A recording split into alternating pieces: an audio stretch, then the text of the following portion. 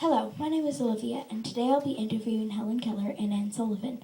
Hello, Helen. Do you mind if I ask you a few questions? Sure, you can ask me anything. So what age did you start school? I started school when I was 10 years old. Well, what was your teacher's name? My teacher's name was Anne Sullivan. That's me. That's a very pretty name. Thank you. What was your biggest challenge in life?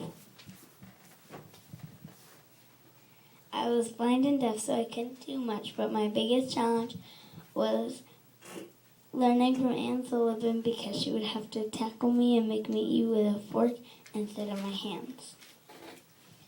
Where were you born? Where did you live? I was born in Tuscumbia, Alabama in 1880 in a small cabin with my mom, my dad, and my little dog until I was 5 and my sister was born.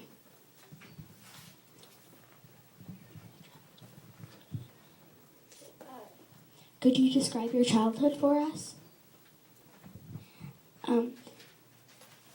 I couldn't see or hear, but I would hold my mom's skirt and follow her around the house. And I loved to smell the flowers and sit outside on the porch and feel the sun on my face.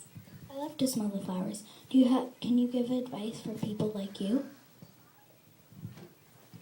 My advice is to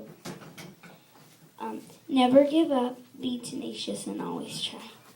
That's great advice. How did you feel when Anne Sullivan came? At first I was scared, but then we bonded and made friends. She taught me a lot. That's a touching story. How were you treated?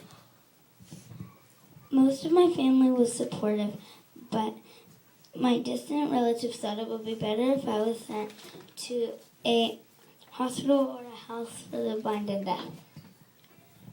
Well, do you consider yourself a hero? No, I'm just a normal girl who was blind and deaf. Interesting. How did you become blind and deaf? When I was younger than 2 years old, I began to get very ill, and my parents got worried, so they took me to the doctor. He said I had scarlet fever, but he also thought that I had meningitis and that I would die, but I never died from it, and instead I just became blind and deaf. Well, thank you ladies for your time. Bye. Thanks. Bye, Olivia.